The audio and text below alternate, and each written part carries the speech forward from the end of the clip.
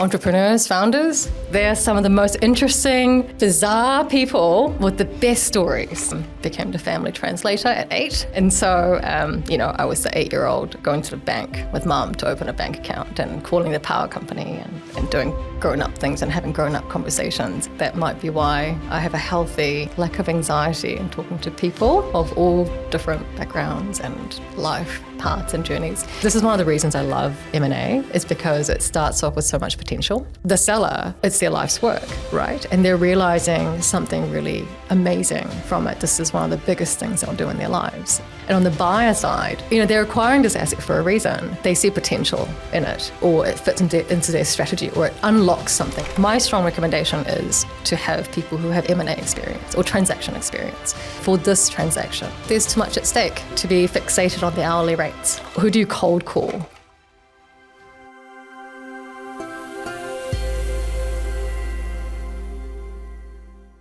Today on the show, we have a bit of a high-flying top-shot lawyer, actually. I didn't realise just how accomplished Elena was until my researcher dug up some background. I'm going to read some things here because there's quite a long list here. She's a award winner of the Excellence Awardee in the Young Private Practice Lawyer of the Year. She's been named one of New Zealand's most influential lawyers, not just once but twice. She won the International Bar Association Scholarship and the only private practice lawyer to be named a finalist in the Institute of Finance Professionals in New Zealand. That's a really long list, and it's a great setup to welcome Elena Kim to the show. So Elena, director at PwC, welcome to the show today. Thanks, Josh. Thank you so much. I just squirmed nervously while you read out that list about me.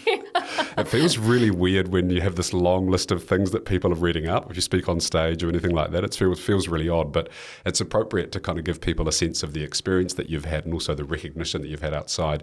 And of course, being a Kiwi of, I'm guessing, mixed descent, but we're going to get to that in a second. We've got that discomfort around having a light shone on us and the whole tall poppy thing. But in this environment and in this kind of context, the idea is that we do talk freely about the things that we've done well. So welcome to the show, Elena. Thank you. That was a really lovely way of putting it. So I always like to start these conversations with a bit of a backstory. So Elena Kim, I'm guessing that you are not heritage-wise all the way back, kind of New Zealand European, but something different. That could be part of the story, but I'd really welcome you just to introduce yourself to the audience, please. Sure, I would love to. My family migrated here when I was quite young, but not so young that I didn't know enough about the culture that I came from, which actually leads to a bit of an interesting outcome, actually. And it turns out a lot of people are in this position, but we didn't know that at the time. So I was 7 or 8 when I came to New Zealand with mum and dad, who spoke no English. I didn't speak English. It was a really, really big leap of faith. My dad's cockamamie idea, he's full of those. One of many, as it turns out, but it was one of the biggest decisions that the family made to come here. And they knew nobody. And, I was very lucky because so we came from Korea. And South Korea, I presume. South Korea, yes, yep. Not Pyongyang, yeah. I think the story would have been a bit different if it was North Indeed, Korea. yeah, we escaped. So we came over when I was 7 or 8, and mum and dad, they left everything behind. We had no friends, no community here. It was such a big leap of faith, and I'd be lying if I said that it didn't affect the way it didn't form the person I am today, right? But I guess so. I was quite lucky to have that cultural background still because I was old enough to have absorbed that, but young enough that I integrated really quickly. And learned English really quickly. So, as is quite a common story, as it turns out, became the family translator at 8. And so, I was the 8-year-old going to the bank with mum to open a bank account and calling the power company and doing grown-up things and having grown-up conversations. And I think that's possibly, it's one of my theories is that might be why I have a healthy lack of anxiety in talking to people of all different backgrounds and life paths and journeys. It's just conversations are not scary for me, and that's really served me well, I think. But then Dad had a really hard time getting a job actually. He was the first in his family to go to university. And having gone to university and done this amazing thing for his family, he moved to New Zealand and couldn't get a job. So he mowed lawns for a really long time. So really, interesting growing up, seeing that kind of big dreams, perseverance, things don't work out, and life is really hard for a while. But, eventually things got a bit more stable because, wouldn't you believe it, Dad started a business in India. From New Zealand? Yeah. As a Korean? Who spoke very little English. Or, I'm guessing, Hindi? Yeah, Yes. No language skills in India. He just thought, I see an opportunity. He was in construction, and he thought, that's where I'm going to go, and I'm going to give this thing a go, and it kind of worked. Eventually it worked, but everyone said he was crazy at the time. So anyway, family translator, grew up here, went to school here, went to university here. And honestly, I went into law because I liked imagination. My family didn't, you'd think it's a very conventional pathway in terms of a career. I think a lot of migrant families, there's that trope of you have to be a lawyer, doctor, engineer, right? But Yes. but my family never had that. Right. I think, so we had two daughters in the family, and for them, it would have been a really good outcome if we just had families and settled down in this beautiful country. They never thought, you have to be a lawyer, doctor, or engineer or anything like that. I just sort of ended up doing it on my own. So I did a law degree with a politics degree for a bit of fun. Lacked a bit of direction, to be honest. And I happened to get a job in a tech law firm, and this was a boutique.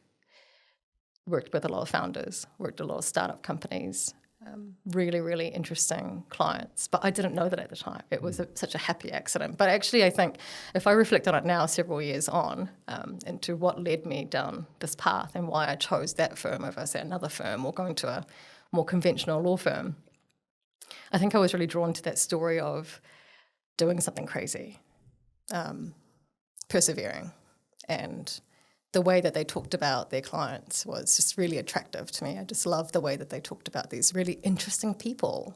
And I've met a lot of really interesting people because, as you know, entrepreneurs, founders, they're some of the most interesting, bizarre people with the best stories. And I really enjoyed that work. We did a lot of M&A, capital transactions, commercial work as well, so the day-to-day stuff, so the full gambit. And eventually I moved over to a bigger, much more traditional law firm. And that was really, honestly, that was because I wanted to get a taste of bigger transactions. That was really, I loved the place I was at, but I just wanted to broaden my horizons a little bit and maybe do an IPO, maybe work with more private equity, to get more exposure into that buy side. So I was there for a few years and did get that really, really good exposure, great experience. Still work with a lot of founders actually, but it just meant that I was getting a lot more exposure to the big multinational clients, the big pension funds, the offshore PE. So acting for them was a really good experience. And then I moved across to PwC Legal. And a big driver for that was that it was a challenger brand at the time. And now, we've just had such a big period of growth, and it was that high growth ambition that really drew me to it, firstly.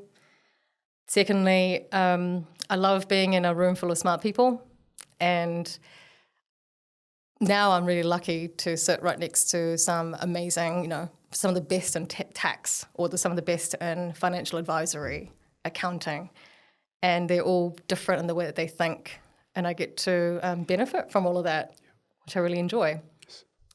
It's a great story. It's really interesting, the transition that you've made, firstly as a family, to come to a country where there was no existing relationships, no knowledge of the culture, no ability to speak the language, and then the maturity that forced on you at a young age. And so that would have been quite formative for you in your life and probably gave you a good degree of confidence to kind of just get out there and tackle things and take things on. I love the journey of going through the legal study process and then jumping into a small but kind of growing, serving tech firms, entrepreneurs, founders kind of thing. And I've invested in 52, I think it is now, startups, and 80% of those are tech-related startups. And so I've seen some really interesting foundational documents, and by interesting I mean bad, and some things that don't exist, and some things that have been, we'll get to that later on. I'm curious about, this is a show about exits, but to get to an exit you need to be able to build a successful business first. So I'm curious as to the biggest mistake that you saw early stage founders make in relation to their legal and foundational documents. So the single biggest mistake that you saw these people make. Look, it's hard to say what is the one singularly biggest mistake that they make.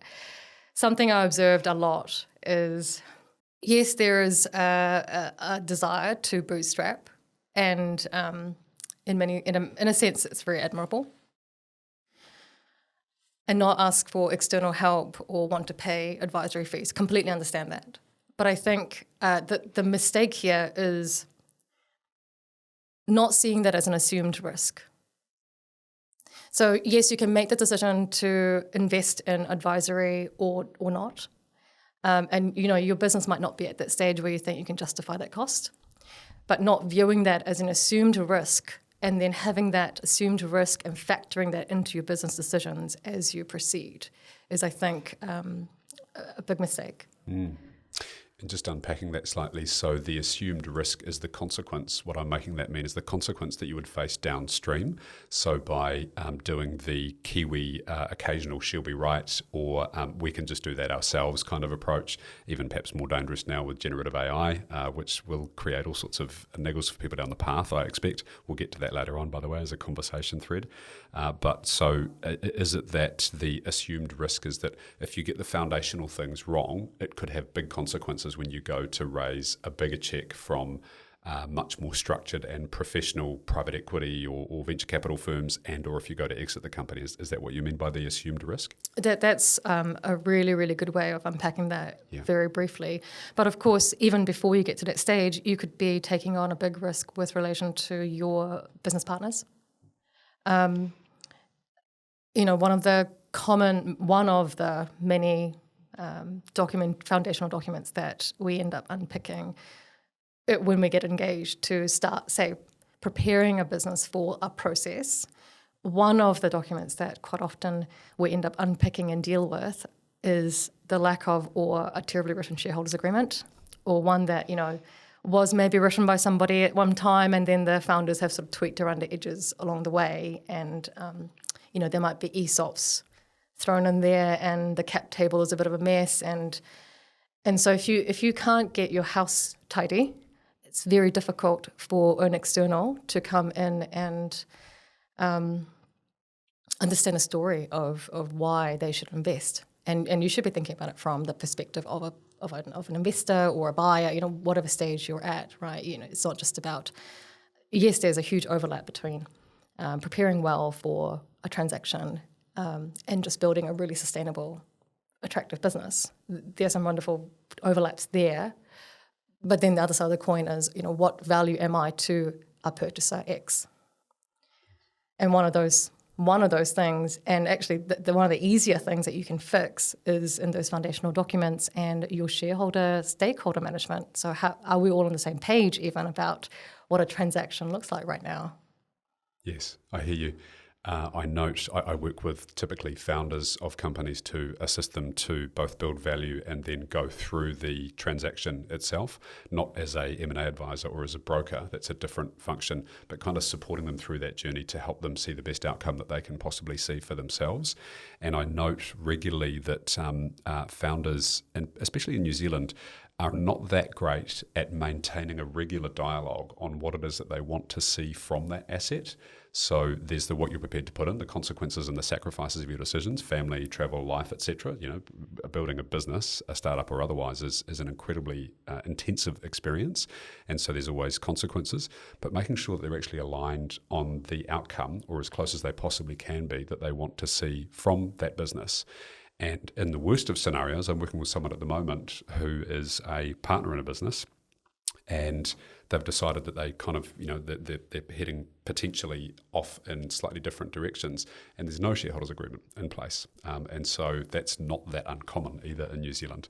And so I totally hear you that investing appropriately, getting things right at the outset is such an important thing to do. Do you think, I'm not sure if you're aware of this, but perhaps the international exposure through PwC, but do you know if that's a distinctly Kiwi thing? Are we bad at doing this, or is it just a kind of a global Western business trait? I think that we're uniquely bad at this in a particular way. So I don't mean that we're the only ones who are bad at this. It's just it comes through in a different way. We're very good at, like I said, bootstrapping, number it wire. We'll figure it out. We're smart, capable people. And we do business so much on the basis of trust, relationships, and network. Yep. That I think that underlies a lot of that relationship and strategy, the connection between relationship and strategy, that it can be a lot easier for, say, New Zealanders to think she'll be right, or we'll just agree this between ourselves over a beer and it'll be okay. Yeah. So in that I think that the way that it plays out is a bit unique, has a unique New Zealand flavour to it, but certainly we're not the only country that suffers this sort of issue, especially with early stage businesses. I mean, you do also find though that you get quite mature businesses that have been going for some time who still do not have some basics right, and it's only at the stage, perhaps around succession planning, that they start to think about a transaction possibly. And at that point, it can get really difficult to unpick. Yes. Why do you think we're bad at having these conversations with our business partners and co-investors? Yeah. So to me, it comes down to the ability to have what people perceive to be tricky conversations. And so it forces you to consider what you actually want. And a lot of people are not really aware of what they want because they don't think deeply enough about it. And so we're better, I think, in New Zealand at saying what we don't want. But that doesn't, you can't flip that and say that's actually what we do want, because to me, specifically a shareholders agreement is really about governing the process of interaction. If we reach certain junctures, what are we going to do with this company? If we need to force a decision, how do we go through that process of forcing a decision? And I think culturally, we're not very good at having the difficult conversations. I talk about board structures, and I reflect upon this a lot. There's a dynamic which I think about as being a continuum. At one end, there's harmony, and at the other end, there's conflict. Neither of those things are terribly helpful. In the middle is tension, and tension has friction around it. And good ideas and good conversations come from there being friction around a conversation. And so as Kiwis, we tend to go, it's easier to stay in harmony, which means that we all kind of agree with each other and we get groupthink and we get no detailed, maybe heated, maybe not discussions around things to get a really decent answer resolved at the end of it.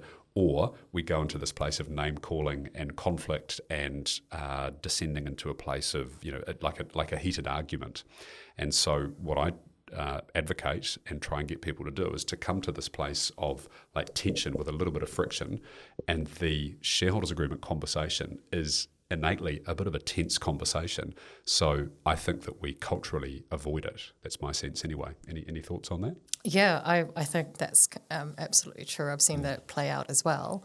And actually the thought that I had while you were talking was, if you jump ahead to, let's say you're in a process, and let's say you've got a third-party offer on the table and it's been a really amazing conversation. Actually, this is one of the reasons I love M&A, is because it starts off with so much potential. So I don't mean to sound negative, like there's a but. It's not saying there's a but coming. There is a lot of promise of potential on both sides. The seller, or from the business side, it's their life's work, right? And they're realizing something really amazing from it. This is one of the biggest things they'll do in their lives, in addition to building this incredible business that they're obviously, ready to maybe let go to a new custodian, if you want to look at it that way, for a whole, 100% sale. And on the buyer side, they're acquiring this asset for a reason. They see potential in it, or it fits into their strategy, or it unlocks something for them, or something. It's actually an incredibly positive and building experience for both parties. And you start off with quite a focused discussion around value, as you should. You need to get that right. But the interesting piece is, if you progress all the way to the point of a SPA, you start talking about risk and risk allocation and who's going to bear what risk. And you have to start, as a business owner, interrogating through, say, the warranties regime. So the warranties, it's about statements of fact about your business. Are they true or not? And if they're not true, then the buyer can make a claim for the fact that they are not true. And that can feel very confronting. And I've seen, when you're talking about that point of tension being a really uncomfortable place and people don't know how to deal with that, and perhaps, then it spirals out into name calling or just avoidance or, or the other behaviours. You see some of those behaviours come out because that's a really tense conversation. It starts to feel really adversarial. So it does come back in that sort of, at that stage of a transaction in a really interesting way. So we're into the conversation, and I love this. So that adversarial aspect, in your experience, what's the best way to de-escalate those things? I'm going to circle around all of these things, by the way, but let's talk about that adversarial piece. So two people are in disagreement about something, may have descended into name calling as the advisor who has the intention to be able to get a resolution, which is one that all of the parties in the room are satisfied enough to be able to do the deal on. But what are some methods that you've seen to work to de-escalate that adversarial kind of experience? Can I just flip that just quickly? That is assuming you have advisors who have a vested interest in de-escalation.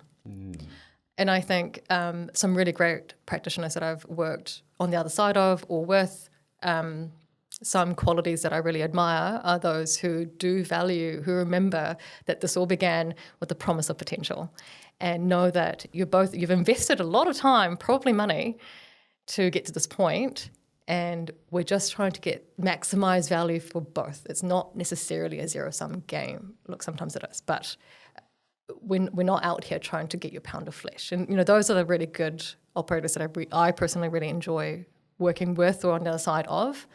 But certainly that's not a universal truth, as with anything. So I do think that working with advisors who are on the same page as you in that respect to try and maximize value, if you're that way inclined, is possibly a really good starting point. But that I guess, it's several steps back as to who you should appoint and what kind of person you're going to gel with and who's best placed to represent your interests and so on. But I guess in some ways a method of the de-escalation in a situation is to not take it personally. It can feel really personal for a founder, and I can understand that. I can see that. I can see that the emotional weight of the various decisions you have to make or the various disclosures you have to make about the way that you've run things, feeling really interrogated about how you have operated this business over the last 3 years and so on and so on. It can feel really emotionally hard. And again, if you have an advisory team or even an informal group of people that you trust who understand that and can see that, I find that that's really comforting to people and helps them just sort of manage the emotional side of it. And from a non-emotional perspective, if you're looking at it from I'm just trying to maximize value for me, and I put myself in the position of the buyer/investor, what's the risk they're trying to get at here? What are they actually worried about? And trying to understand that and understand how they are trying to maximize value for them as well might be a good way to think about it. So I'm a founder. I'm looking to sell my business and I need to assemble a team. In your mind, what are the kind of critical roles of people on that team as a founder? So let's say I'm running let's call it a $15 million enterprise value company, just for argument's sakes. What are the people that I need around me? In terms of externals or? Yes, externals, yeah. I know that you've had some really good conversations in some other episodes that I've heard about brokers versus bankers.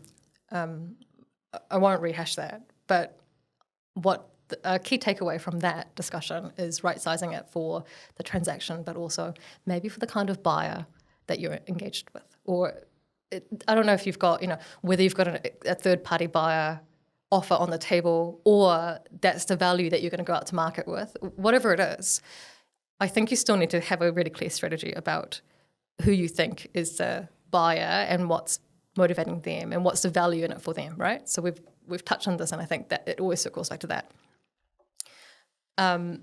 So taking all of those things into consideration, right-sizing, I think, is key, regardless of how many people you have or who. I think my strong recommendation is to have people who have M&A experience or transaction experience. So it could be a capital raise. You said exit, but if you had listeners who are looking at doing maybe more of a strategic partnership or a partial sale, or just raising capital or whatever it is,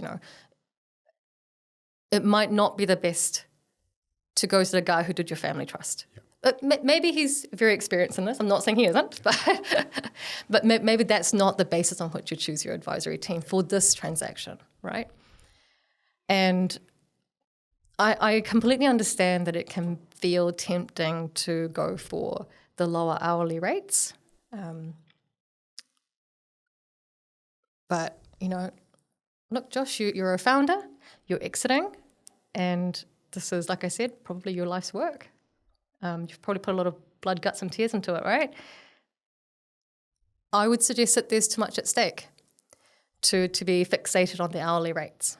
But I think it's the same whether you go with the accountants or the tax people or the lawyers. I mean, you want transactional experience. So even if you have, say, the tax people on board, which is an important consideration for how you structure it, you want tax people who have transactional experience, M&A experience in tax, not just your tax person, right? And same with your lawyers. Like I said, maybe it's not the family trust guy that your dad used. You want to find someone who's got the right size team so that they can work efficiently. So it's not really about the chargeable rates. I think it's really about what value they bring and the team they bring and their ability to right size their team for the most efficient outcome for the greatest value. Does that make sense? Yep. So a lot of it comes down to the experience base that they have that's relative to and comparable to what it is that I'm trying to achieve. So I've got this $15 million enterprise value company, and so I'll make it up that it's a food manufacturer selling into the supermarkets in New Zealand, just for example. And so therefore it would be incumbent upon me to put people around myself, tax, a legal, financial, so accountant, and then probably someone who's got the M&A experience, putting together the transaction, the deal itself. So those four folk, I think, were some of the key roles. Tell me if I've missed anything there. So get people that kind of know enough about my space to be able to go, this is what your business is worth. These are who some buyers might be. This is some ways that you can generate more value for the asset. Have I got that right? Yeah, that's right. And someone who, people who collectively have experience in a transaction. So whether you are in that food and product space or you're working with supermarkets, that's probably not the most critical differentiator. In New Zealand, anyway, I know that in bigger markets, you'll have M&A teams that specialise only in certain sectors and industries. In New Zealand, we tend to get a lot more generalists. So diversity of work is not a bad thing. What you want is transaction experience. And look, the smaller operators, the smaller firms or the smaller brokers, that they can be really agile and really efficient. At the same time, though, you might find from a cost perspective, you're looking at people who might be in a bigger end of town, but they're more efficient than the smaller operators because, one, they can leverage quite specialist areas very quickly, and they've just done it a lot, so they know where the value drivers are. They know what's worth fighting about and what's not, and so they don't waste time wasting your money on issues that maybe aren't the big value drivers. Yeah, got it. So I'm looking to assemble this team, and I would be talking to you, Elena, as a potential to come onto that team. And you're part of the M&A practice that sits within PwC, which is one of the largest accounting firms globally, actually. And so what would be the things that you and your team would bring to the table that would enable me to kind of go, yes, you're the right people for me? What are the critical aspects beyond the experience that would make me go, yes, I need you on my side, so that the people on the other side are having, a decent level of competition, so to speak? Something that's quite unique for us is that we manage the advisory gap really well. There's a multiple advisory gap issue that can happen. What does that mean? Great question. So the issue you might sometimes get is because you've got, like you've listed, the tax people, the accounting, financial advisory, in addition to accounting, you might get the lawyers and God knows who else, right? You get payroll specialists, you get commercial advisors who do the commercial DD, whatever. Your team could get quite big and unwieldy. And in a cost-saving exercise, the client may try to coordinate all of that themselves. And when they do, very quickly, I find that they discover you're getting 6 different reports from people who have never spoken to each other and have a very different understanding of what's important in the business. So they've got their own lens at which they view the world through, but they often don't look at the big picture and step back from things. Is that what you're saying there? Yeah, or they're just not able to connect all of the pieces because the legal has flow-ons with financial has the obligations and liabilities in the financial report have a clear connection to the risks and opportunities there are in the legal report, and then again also in the tax report, et cetera, right? And none of it is speaking to each other. And the client then is frantically trying to connect the dots themselves, and you might end up with actually more meetings than you need to for one thing, or maybe, worse, you're missing something really critical, or the opportunity to find something really critical that drives real value for you or de-risks something for you. You're missing the opportunity, right? So something that I really value at PwC is the legal team sits next to the tax team, sits next to the deals, corporate finance guys who are doing the financial due diligence, and they've all spoken to each other, and I can just be like, there's this tax thing. Can I ask you a question? Like, does that have an implication for this other thing that I'm looking at, and so forth? So there's conversations happening organically all the time. And I believe this is the only firm that can offer that in a fully integrated way.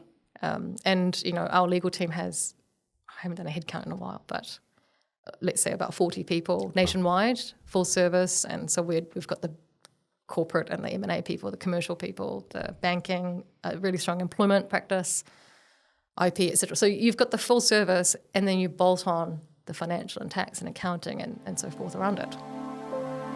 Apologies for the interruption, and thanks for listening to the show. These shows take resources to build and put together. We have a team of producers, we have some promoters behind the scenes, and of course we have the guests that generously give their time to come on the show. My only ask of you is that you go and check out my website. I advise founders on how to build value and how to navigate the exit process successfully. We have a diagnostic on the website. There's an ebook that I've written. There's a free chapter of my upcoming book, Wantrepreneur, on there. So I'd just urge you to take a couple of minutes and go and check out joshcomrie.com. So in other words, there's 2 ways to look at this. You've got one hand to high five or one throat to throttle, because it's all kind of everyone's based in one firm. Yeah. May not be exactly the way that it plays out, but a one-stop shop would be the short version of what I've heard you say there, which is really helpful. Now, I know that this question is going to sound a little bit like how long is a piece of string, but I am curious, as the audience will be, as to an estimate, and it's probably percentage points, again, back to my example of I have a $15 million EV company, which is not an insubstantial amount of money to hope to get from a exit transaction. And I understand that, brokers, if I was dealing with a business broker, then they'd be trying to get, 6 or 8% of that deal. You wouldn't be dealing with someone at that sort of level. You'd be more likely dealing with an M&A specialist who might be 3, 4, 5%. But what maybe it's a proportion, maybe it's a number based upon your experience of $15 million, but what should I expect to pay to the advisory team to get them to help me maximise the value in that transaction that I see? And it could be percentage or a raw number. If I could be a bit cheeky, I would actually strongly suggest that there is a big range in that number, whatever that magical number might be, certainly in legal, because there is a world of difference in being brought in last minute, whether because of timing pressure or because there is a desire to control costs by bringing the lawyers in as late as possible. And, we talked a little bit before about getting the foundations right at the very outset, right? When you're preparing for a process, very much the same considerations of getting your company ready for sale. And the more we have to come in and fix, or if we simply can't fix it because we're now already in a process, it reflects on liability for you. And we need to advise you of the risk as much as we can, and talk to you about how we can mitigate that in the SPA or the sale agreement or any other document, whatever it is, and how to quantify that risk. The more of that work we have to do, especially in a compressed time frame, if you're forced a very compressed time frame on an advisor, especially to reduce cost, it might not work. It might not pan out that way. Simply put, if you're requiring more senior time in the most compressed time frame to fix significant issues that were not addressed prior to going into a process, and so you don't have the opportunity to manage it in an organised way, you're more likely to have higher costs because, frankly, senior people cost more, right? We're still on an hourly charge-out rate. But look, the best way, I think two really good ways to manage cost and have a clear view as to what things are going to cost at each gating point is try and get people involved to fix issues early if you can. Look, there's a lot that you can do yourself. Do some reading. There are resources out there to help you manage or organize your business specifically ahead of a process. And that can be as simple as, looking through, do I have employment contracts? Where do they live? Do I have signed contracts? Have I thought about my org structure and how that reflects on investability and buyability? Doesn't make sense to a buyer. You can do a lot of that thinking yourself. That's absolutely true. But at some point, you might need to invest a bit earlier so that you can get the problems fixed, so that it doesn't result in greater cost and that senior time being loaded up to try and fix it last minute as possible. So that's one, it's a preparation. And two is you should be asking for fee estimates and why. What's driven that fee estimate? Someone has said to you it's going to cost blah and blah range for legal due diligence here. Absolutely interrogate that. What are you doing for that? Yeah. It's very normal and you should. So let's move on and let's imagine that I have engaged the team and I now want to make sure that I maximise the value of the transaction. And how do I, as the founder, get the most from the team that I've agreed, what are you doing for the rates, etc.? How do I get the most from that team? I think that you should feel like you can ask questions. You should have a team where you can pick up the phone. This is a pretty unusual process. It's not something you do every day. And they know that. These advisors do know that. They're not expecting you to be across a SPA on the first pass. Especially when it comes to legal documentation. I can understand that it can feel pretty confronting when you're faced with a huge SPA, and everyone just keeps talking about the SPA and this and that, and there's a lot of loaded terminology that means something, and it means something in one clause, but actually if you change that one clause, it appears to have these flow-on effects on about 15 different clauses. It's a hard document, and there's a few of these that you have to probably navigate in a transaction. What you should be able to do is ask your lawyer all of the questions that you want, even if it's maybe not the right question for them, because while it feels like a very technical document, you have to own your SPA. You're the one who's signing it. So you need to understand what all of it means, and you need somebody with you who's very happy to explain to you in very simple terms what it actually means for you. Yeah, got it. So manage the relationship closely, treat them as a trusted advisor, ask the best from them, and you, as the founder, don't abdicate responsibility for understanding what the jargon, what the terminology is. Get someone to explain it to me in a simple way. It's often said that the true experts on a subject are able to explain that subject as if they're talking to a 7-year-old. And so what I make that mean is avoid people that talk in jargon the whole time and get them to bring it back down to the most simple kind of terms, consequences, realities of outcomes that might happen along the way as well. Have I got that right? Yeah, and the way that it might show up in the worst case scenario is so what happens is a big SPA lands in your inbox and your lawyer says, I'm going to look at it. And then you just get a big markup back, so that they're going to redline it, right, to protect, let's say, the seller's position. Yeah. And we'll have an idea of what you want without talking to you. There's some elements that we know will make it more seller-focused. But then you get another markup just in your inbox. So now you've got 2 SPAs in your inbox with no information about what you're meant to do with it. That's the worst case scenario, and you should be asking more from your legal advisors in that. I'm not saying that that's how it works commonly. It's just an extreme example, and you might feel, if you feel like you've just given me a markup, I don't know, you can ask for more. I've had that exact experience actually. Okay. Kind of 4 or 5 deep, and then there's both parties in different colours, and you get this document, and it just ends up being an absolute Frankenstein of a document, and illegible in some cases, and really difficult to follow the stream of like consciousness and intention that's happened along the way as well. So pick up the phone, call your lawyer, have a meeting with them, get them to run through what it all means and what the consequences are, because that's a part of their responsibility. Yeah. And what's the priority items? Yes. So surely not every single markup needs to be the most important thing. What do I actually need to focus on, and what's the value driver for me? Yes. Yep. Got it. What have you seen as being the things that are, deal killers? So things that interrupt a deal process, that, really stymie a process and either, stop it dead in its tracks or make it an outcome that whoever you represent is not the ideal outcome for them.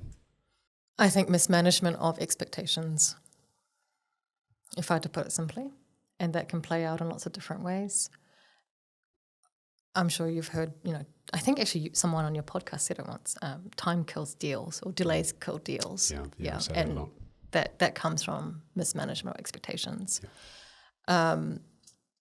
You'll be familiar from your processes that you might have a non-binding offer, or an initial offer, or a term sheet, whatever it looks like. You've got this initial value proposition from the buyer that you've agreed, and then there's an argy-bargy about whether we put that into the SPA or not, and it was non-binding, but it was binding, and there's arguments. But again, then that just circles back to mismanagement of expectations and how important were those terms to us. Yeah. And I'm not hating on business brokers here, but just drawing the analogy. So they carry a real estate ticket, and so they're bound by the legislation from the REINZ. Mm-hmm. I think that's correct. And so one of the challenges that they can create is if they mismanage the vendor's expectation at the outset around price, the way that a residential real estate agents are known to be doing. Oh, sure, your house is worth $5 million, knowing full well it'll get 3.5 in the current market, kind of thing, just to get the listing. So that's a real potential to create some angst and some tension down the path and not see a successful outcome. Interestingly, I'm curious on your thoughts on this. Something that I've observed and experienced with others is if their business is not in a good shape from a documentation, data room, preparedness perspective, then the DD process can be arduous and really, really difficult for the founding team to go through. And so I've seen people get worn down through that process, get beaten down, and then the exceptions get brought up, and the offer letter, the term sheet that was put in front of them in the first place, we're going to take some, half a point off for this and quarter off for that and a point for this, and it ends up looking like a very different document. And so I've seen, come across founders that are just beaten down by a process, and they expected to get, 5 times EBIT, just for example, and now they're sitting at 3.75 times, and that means a difference of several $1 million to them, but they're just they're just over it. Is that something you've observed or witnessed in the past? Yeah, it's a really hard thing to watch because you recognise, I mean, I certainly recognise the work they've put in. And, for some, they've done their best to be as prepared as possible. But again, maybe they haven't had M&A experienced advisors to sort of guide them along the way. One of the benefits is of having someone who's done a lot of these transactions, both on the buy side and the sell side, is that they know what buyers are looking for. They know what their lawyers are looking for because they went and looked for the same things. They know what questions they will ask, and so they can anticipate what's the really important stuff for them, and you cut out a lot of that noise. And when you cut out the noise, that also reflects in your fees and your time, your management time, but also your legal and advisory time in fixing issues or chasing tail. Like you're just chasing your own tail, trying to answer this question, locate this document. And exactly as you say, watching that value get shipped, that's really hard. Short of the things that I've mentioned, I'm curious as to any gaps around the things that we've talked about, and there may not be, but I talk about preparedness, data preparedness specifically quite a lot with people, and so that is consistent employment contracts, good lease agreements in place, reporting that's been done and up to date, effective, thorough, insight-based reporting. What other aspects do you see as being critical for vendors to get themselves ready to go through a transaction? We talked a little bit about stakeholder management with your cap table, managing the cap table and the people behind that, making sure they're all on the same page. But I guess also, what kind of exit are you looking for? And I'm not saying get fixated on any particular kind of exit, but turning your mind to what an exit might look like. And for me personally, as a seller, is this particular structure or that particular structure or this value proposition for a buyer, if I'm putting myself in the buyer's shoes, how do I extract value from that? So it could be how have I structured my shareholding, for example, that's sort of a personal wealth planning thing. But if I'm selling, so I'm going to get a little bit into like the basics of tax. I'm not a tax lawyer, just my disclaimer. But like a really basic example might be there's no capital gains tax, right, on share sales. So from my perspective as a seller, that might be really attractive to me. But if I put myself in the shoes of let's say a strategic buyer who want my assets to deploy for a particular purpose, it might not be as efficient for them to buy the shares. And in fact, there might be a huge economic value for the buyer to buy certain assets in a certain way from me. So if I think about that, then I might think, okay, well, what does that mean for my tax? And how do I then extract the proceeds out of my company? So if you're selling the assets of a company, the company receives the proceeds, and then you have to somehow get it out to the shareholders. And so does that work for me? So that's like some really basic thinking about what do different exits look like for me? And we talk a lot about exits, but maybe an exit isn't the transaction that is appropriate for now. If you're looking to go to market now, maybe it's a partial sale. Maybe it's finding a strategic partner that can really unlock some potential somewhere in say an expansion market or something that you can't do on your own, whatever it is. And maybe you can realize some cash from that, et cetera, et cetera. So it's just having a think about that. That's an important part of preparedness as well. Yeah, that's really insightful. One of the mistakes that I've seen quite a lot of founders make in New Zealand is the too much concentration of their individual wealth in their business asset.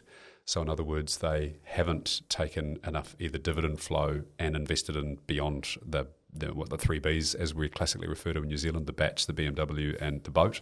And so they've got lifestyle assets, which are actually liabilities, if you believe the Robert Kiyosaki kind of train of thinking. Assets generate income or create wealth. Liabilities are things you have to pay for, and they don't generate anything on the positive side of the balance sheet. And so the need, therefore, when it comes to a transaction is that they're hoping that will be the big wealth moment. And what you're saying there is that maybe there's a different way to skin that cat. Maybe you could consider selling a percentage of the company to a strategic partner, bringing on some strategic investment in another way, bringing on someone that could be your succession plan into the business as well. So, yeah, a really sensible way to look at different methods of achieving a similar outcome, provided you still have the energy to kind of, the drive and the desire to stay in the business in some way, shape or form, I'm imagining. Yeah. And there's been a little bit of that wait and see that people are a little bit tired of just holding just with the market in the last couple of years. And they might feel like, I don't have the historics to justify a certain value proposition right now, so you just hold and wait. I mean, like you said, there's a few different ways to skin a few different cats. Yeah. I'm going to step from the transaction up into some trends with you. But before I did that, so we're going to switch context.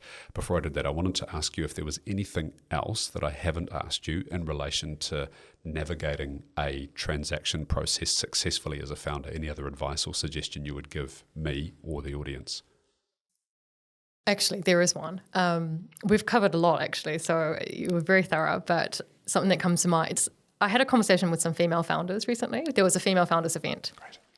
And I was talking to a lot of very early stage or people who have pivoted in their careers and left corporate jobs and now just starting their own little gig. And so it's very, very early stage, but they're very experienced in the market.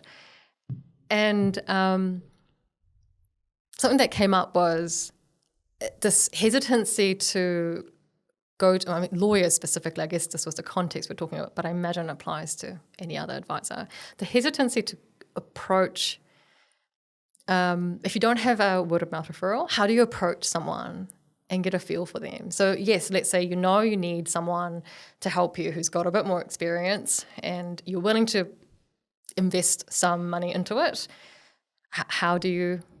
Who do you cold call, right? And there is certainly a bit of hesitancy around cold calling people generally.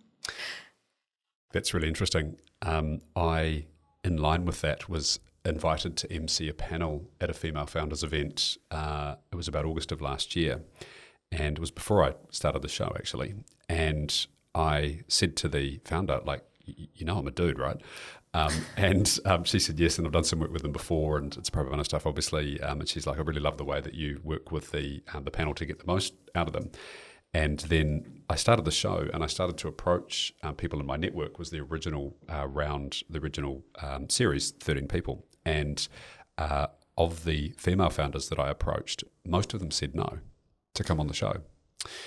I've now elevated into a different realm, and I'm getting some yeses from. I'm really excited about a couple of the guests that hundreds of millions plus exits as female founders, which is really exciting.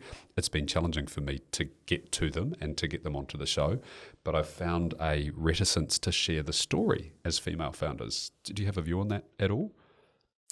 I don't, but that's really interesting. Yeah. How do people find you, Elena? I'm guessing hit you up on LinkedIn. So if there's some, I've had unsolicited messages from female woman founders out there saying, love the show, thanks very much. It'd be great for you to have more women on there. I said, love to. Do you know of anyone? And they're on the journey of getting their way through that path. But if people want to find and reach out to you, what's the best way to do so? Well, the next thing I was going to say about that conversation I had at the founders event was I love having a yarn. And you don't even need to buy me a coffee for it. I'll buy you a coffee for it. Amazing. Or rather, PwC will buy you a coffee for it. Yes. So what a point. That's fair. Yeah. But there's actually a huge amount. I can't speak for all lawyers in the market. Don't come for me. But I really enjoy just sitting around having a yarn about things that really interest you and things that really interest me.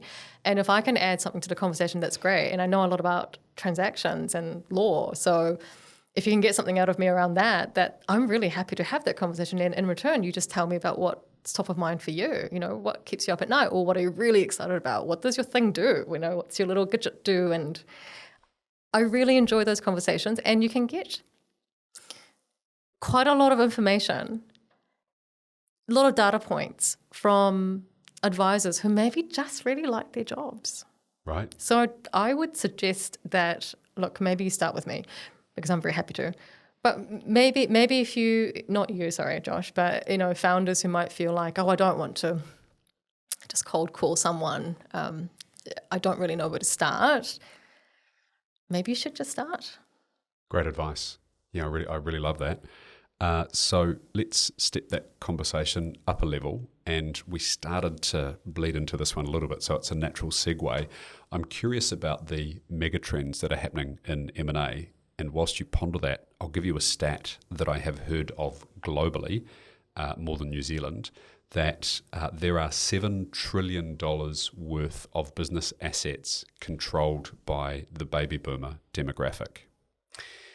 Talk around M&A in New Zealand is that we've been waiting for the tide, for the tsunami, waiting for the tide to come in from these a lot of these baby boomers, which is, I think now the age is 62 years plus as of today, early 2025.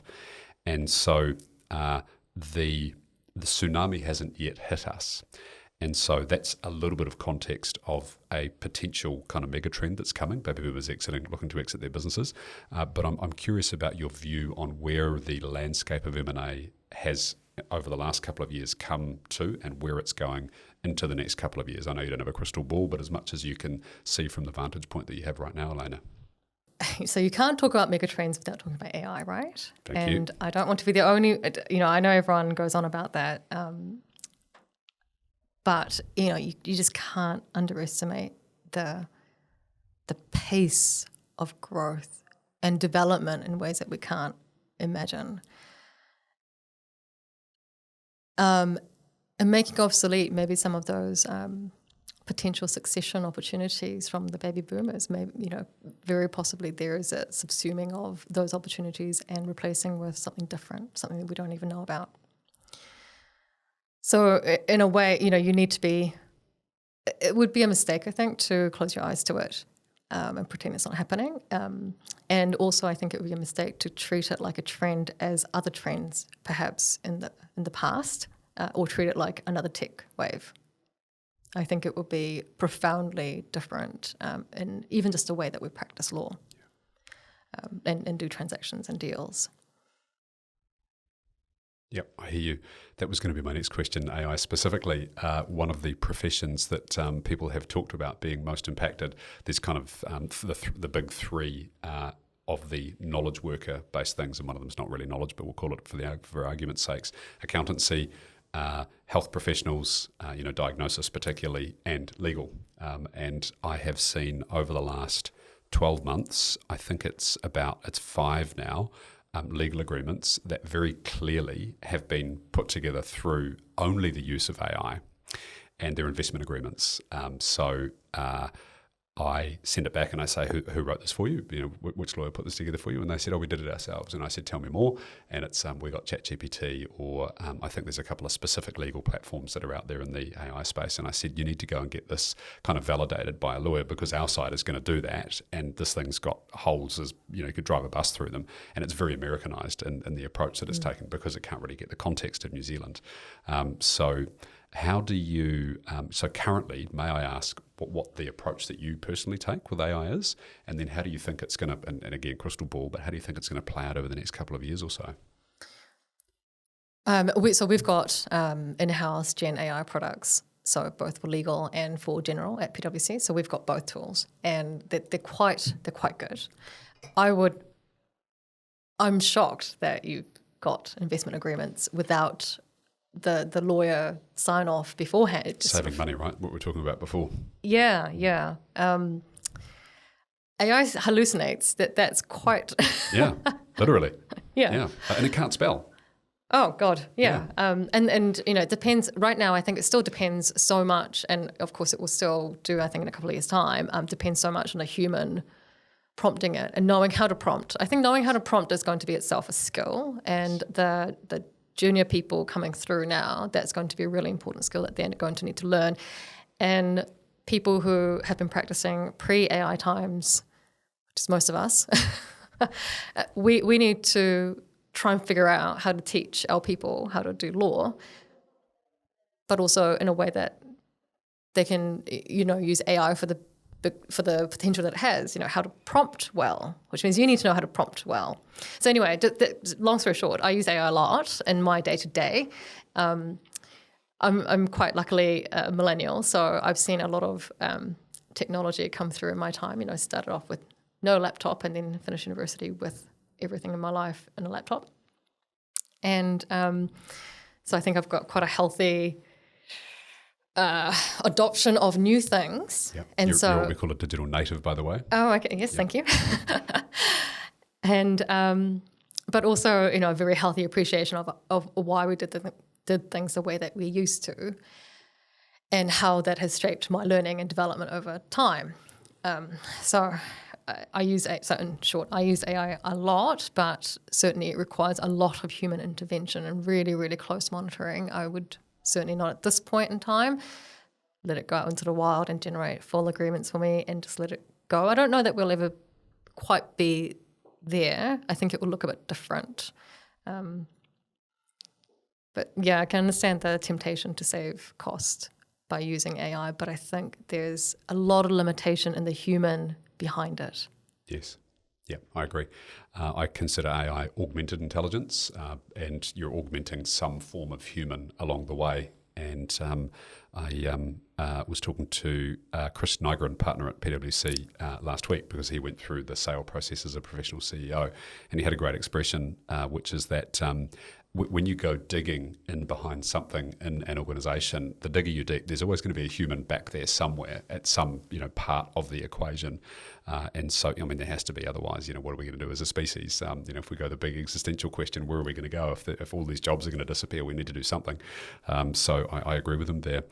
Shifting gears into something that my research has dug up that's of importance to you, it's the DEI piece: diversity, equity, and inclusion. We've gone through some really interesting shifts. There was a trend and a wave that came through in the last kind of 8 to 10 years or so, which was been the recognition of a whole lot of different kind of groups and people identifying in different ways. And there was this kind of trend that was coming. And then Donald Trump gets into the White House, and within days, the DEI campaigns are being cancelled by these large global brands. May I ask you your view on kind of, what's happened over time and where we're at right now in regards to DEI? It's Pride Month, so it's very timely that Yes. It was a big day out on Sunday, actually. It was, and days before that we had huge protests outside a library of drag kings reading books to children. And, last couple of years, I think that kind of protest and aggression has, in some pockets of society, increased, while the reaction or the response to that from DEI activists or people, leaders in the space, have been, we're a lot further ahead than the protest, the anti-DEI movement protest might lead others to think. But at the same time, we can't be complacent, because our community safety is still put at risk by acts of aggression and violence like this. And in a really interesting turn of events, with the DEI cancellation of the policies and so on in the States in reaction to Trump, a lot of very powerful large corporates have refused to remove the DEI language from their collateral. That's a really powerful move, and one that might not have happened 10 years ago. So really hard to sum up where we're at. It's complex. Yeah, it really is. But I know that it can, from a corporate perspective, if you're a business owner and you've got some influence and standing, it can feel like, does it make any difference if I say something or don't say something, or does it matter if I support Pride, or if I keep my DEI committee in my network, my rainbow network, for example, my women's network, or does it even really matter? I think, in short, right now it really matters. Yeah, it sends a really powerful signal if you are a person or a corporation of influence right now more than ever. The modern media and society, especially in the States, to a lesser extent in New Zealand, and I hope we never end up here, is about creating division between people and inciting hatred for the things that we don't understand. And so I feel in a lot of ways that we were making great progress towards like a place of understanding and acceptance. And then there's been some quite big acts which are penduluming back. And then there were some things that were a bit wrong, like transgender being able to enter a sporting event, someone who was a male, born as a male, being able to enter a female sporting event because they've been through the transition, which to me it just seems a bit unfair and unreasonable for that to be able to happen. Very sensitive subject that I'm delving into here, but we're penduluming kind of backwards and forwards. And so are you hopeful as to where we are going to end up on that front, given that it's something that's important to you? You have to stay optimistic and hopeful about it. About everything, right? Yeah. Yeah. Yeah. Yeah, I think that's true about everything, really, isn't it? It's one of the things that they say you want to have some hope, but not too much hope as a human being. The Stockley effect. Admiral James Stockley was the longest interred prisoner in the Vietnam War. He spent 7 years being interred by the Vietnamese, and he said that the people that were the ones that died were the optimists, because they always thought we'll be out by Christmas, and then Christmas would roll around and they wouldn't, and then we'll be out by Easter and they wouldn't, and we'll be out by my birthday and they wouldn't, and then they'd just die because they were too optimistic about things. He said you need some hope, but not only hope. You need to have discipline, routine, and the ability just to kind of face every day as whatever it's going to bring to you. It's a really interesting kind of concept to come across. They call it the Stockley effect now. Yeah, that's really interesting. I think I'll definitely follow up on that. It can. You're right. Like, it can feel really hopeless because you think we've made this progress, we've passed this act, it's going to get better, but then, then there's an attack on some library and people get hurt and you think, gosh, what's happening now? Sometimes people in the DEI space, it's exhausting, right? And I can completely see that, see a lot of burnout. Sometimes it's just one step at a time, even if it feels like you haven't won the battle, just one step at a time. So in response to, say, your personal views about trans athletes who are competing in women's sports, but they were born male or with male chromosomes. So rather than us agreeing or disagreeing on that, if someone were to express that view to me, I might ask, can you name 10 female athletes off the top of your head? And sorry, I'm not challenging you to do that. But by asking the question, what I'm doing is I'm asking you, let's focus on, okay, why do we care about women's sports? And so it's more of an eliciting a thought process rather than trying to say, you must now agree with me on trans people in sports. It's not really about it. That's not the battle I'm trying to win here. Let's both, you and I, maybe agree that we care about women's sports and reflect on why that is. And can we name 10 female athletes, top of the game? If not, why not? If yes, why? What is it about them that makes us think about them and care about them, and so on? So it's a slightly different way of looking at it. Yeah. And you reframe the question. Yeah. Yeah. Mm. Well, reframe the focus, and we can disagree or agree. Yes. But we're both thinking about it from a perspective of women's sports now, right? Yes. Yeah, which is, I guess, in that context, probably the most important thing. Yeah. Yeah. I love that. I have a parting question for guests, which is the alternate career question. Before I get to that, is there anything else that I haven't asked you today, which in relation to either deal doing or the DEI or the AI piece, that would be quite helpful for you to communicate to my audience, which is founders and entrepreneurs, people that want to start a business and people that surround the kind of deal-making space as well? Is there anything that you think that might be useful to those folk as they consider building a business, going through a transaction? I guess we haven't talked a lot about how isolating it can be.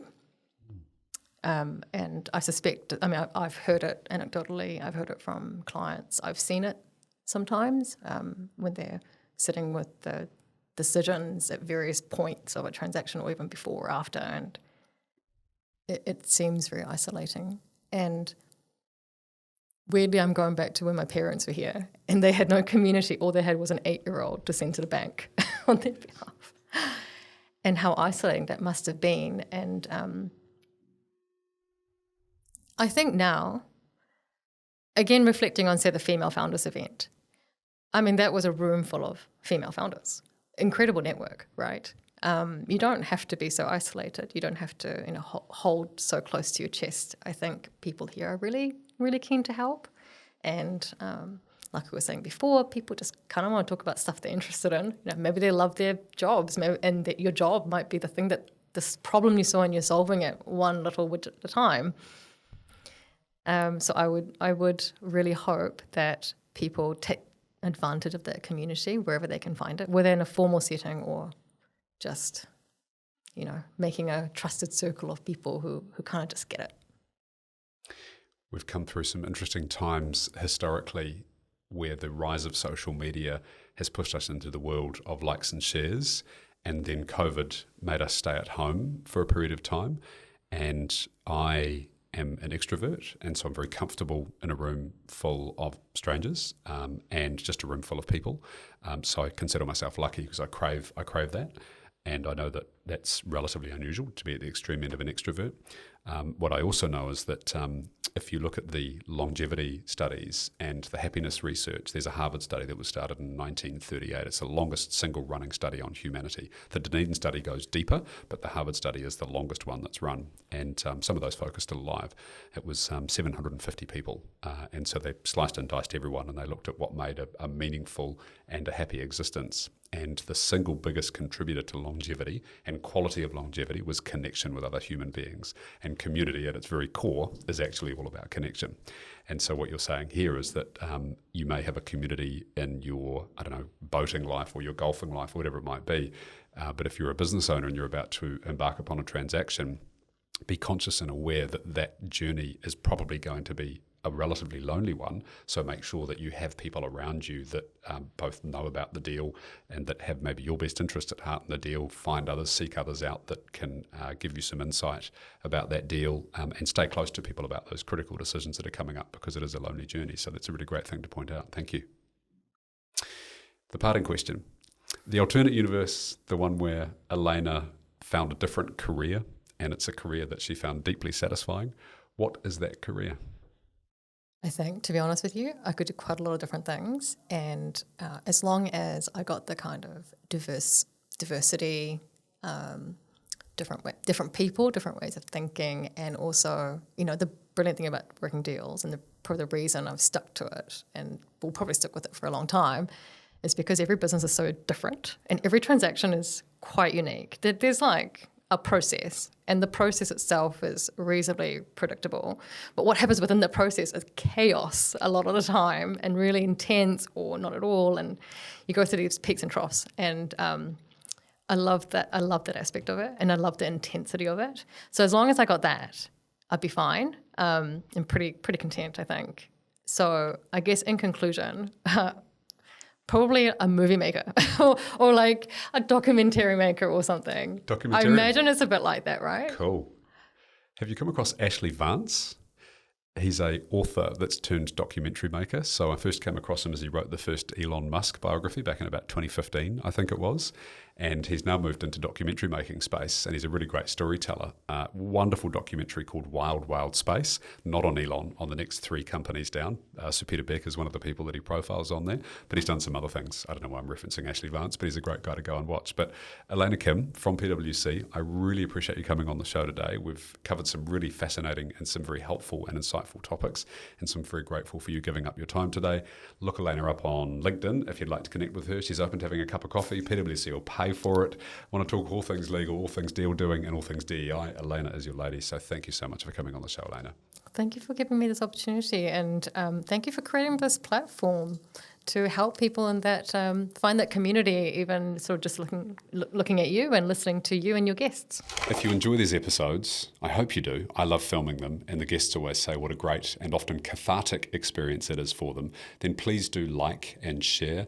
Hit me up on LinkedIn. I'm open to connect requests, and occasionally get emails from people as well asking me about my experience around certain subjects. So please do like and share, and continue to follow the show. I really appreciate your ears.